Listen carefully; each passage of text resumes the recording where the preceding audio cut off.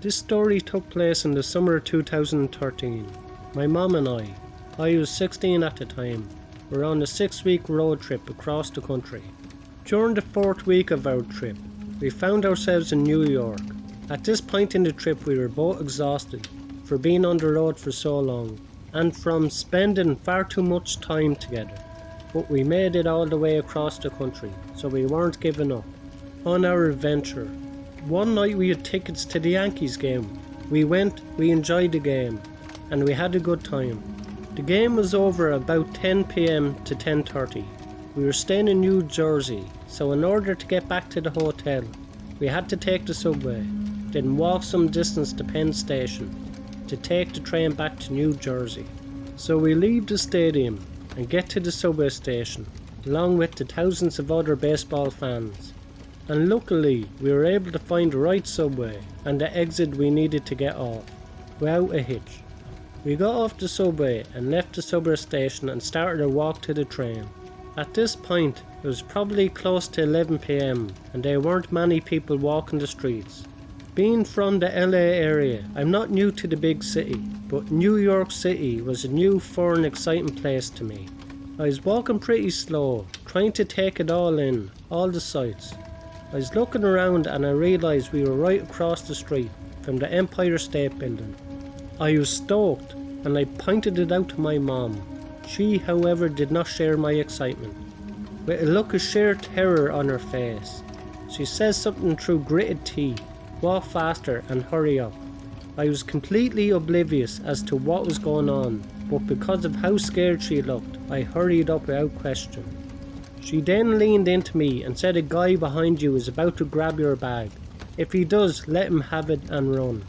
I was stupidly wearing a drawstring Angels backpack, which had been a free giveaway at a baseball game. I know that was a dead giveaway that I was a tourist. Right as my mom said that, I quickly glanced behind me. This huge man was only a few feet back from me, and was intently looking me over. He had to be a giant as I'm 5'8", and he towered over me. I started walking so fast, I was almost at jogging pace. My mom then turned around and looked him square in the eye, and she began walking as fast as me. We were approaching a large intersection, so we started looking around to see if we could yell for help if the guy started to grab me. Much to my relief, there was a cop car parked near the corner. The guy must have seen this too, and he turned the other way at the intersection. When we finally got to the train station, my mom told me she had noticed this man had followed us all the way from the subway station. I got extremely lucky that night with the cop being there, and it served as a good lesson to me. I always pay more attention to my surroundings.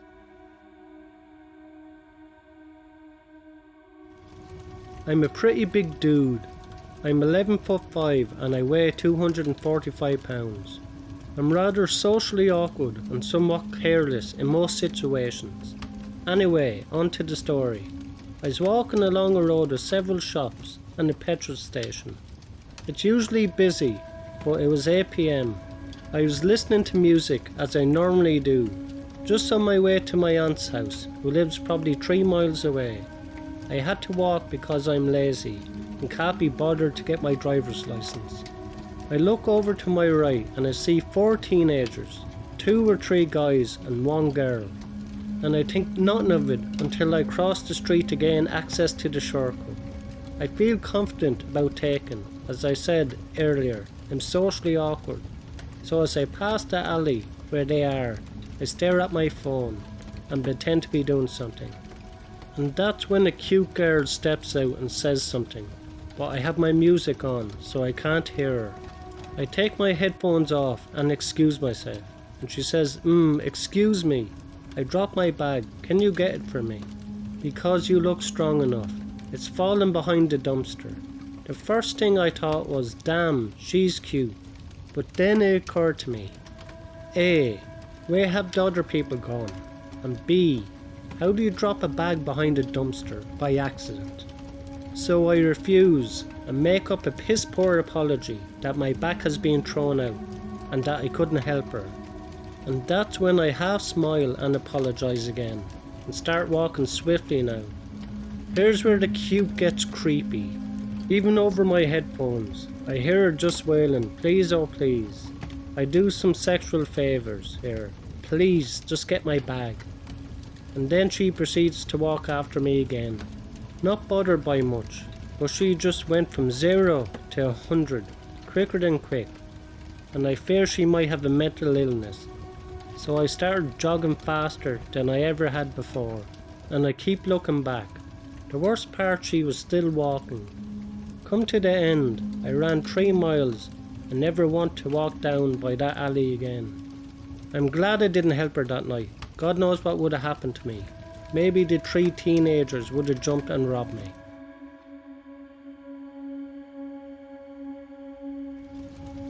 I was 12 when this happened. Usually my younger brother, who would have been 10 at that point, and I would walk home from the bus stop after school.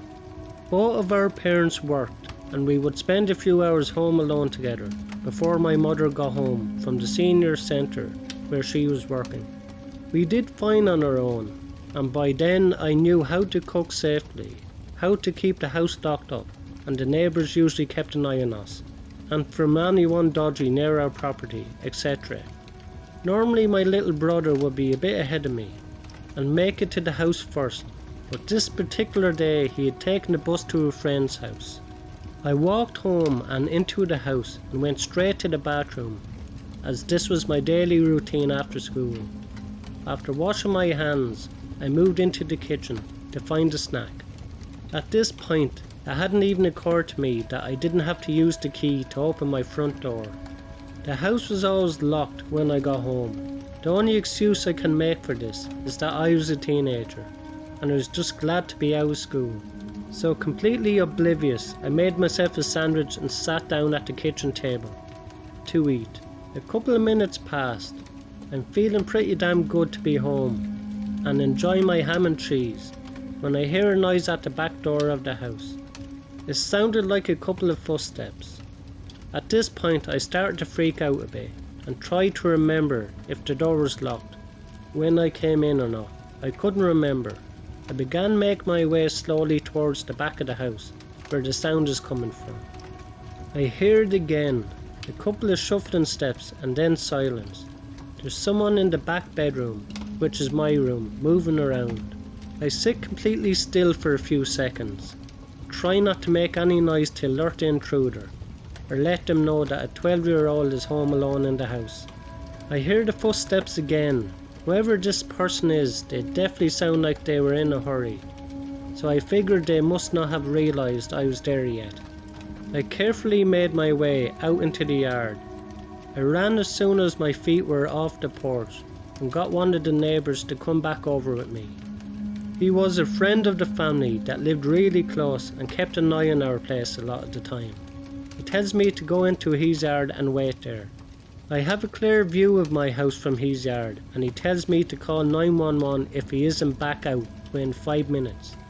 I waited in his yard for probably 2 minutes before I started thinking that he must be dead or he's dying or something, and I was debating on whether or not to call the cops when my neighbour comes out of the front door with some guy that I'd never seen before. He had this guy's arms behind his back and holding him. He shouts to me to call the cops.